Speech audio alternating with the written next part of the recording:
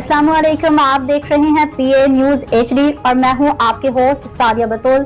शामिल करते हैं आज की अहम खबरें। वज़ीर-ए-आज़म शहबाज शरीफ का यौम आशूरा पर कौम के नाम पैगाम बैनर में सालक एहतराम और हम आहंगी को फरोग दें, इश्तिआल अंगेज़ी और नफरत का सद्देबाब करें। वज़ीर-ए-आज़म मोहम्मद शहबाज शरीफ ने यौम आशूर 10 मुहर्रम अल हराम 1448 हिजरी के मौका पर अपने पैगाम में कहा कि ये दिन हमें हज़रत इमाम हुसैन और इनके जानिसार साथियों की अजीम कुर्बानी है को सदाकत और सब्र इस्तकामत की लाजवाल मिसाल याद दिलाता है और हमें इनके असूलों पर चलते हुए इत्तेहाद, बर्दाश्त और भाईचारे को फरोग देने का दर्स देता है। यौम आशूरा बिलाशुबह इस्लामी तरीका एक फिक्र अंगेज दिन है जो इंसान को ईमान, सब्र, इस्तकामत, इसार, हक पसंदी और इस्लाही माशरा की बेमिसाल असबाक से रोशनास कराता है। ये दिन अल्लाह तआला की नुसरत, अहले ईमान की कामयाबी और हक की सरबुलंदी के लिए कुर्बानियों के अजीम वाक़यात की याद दहानी है।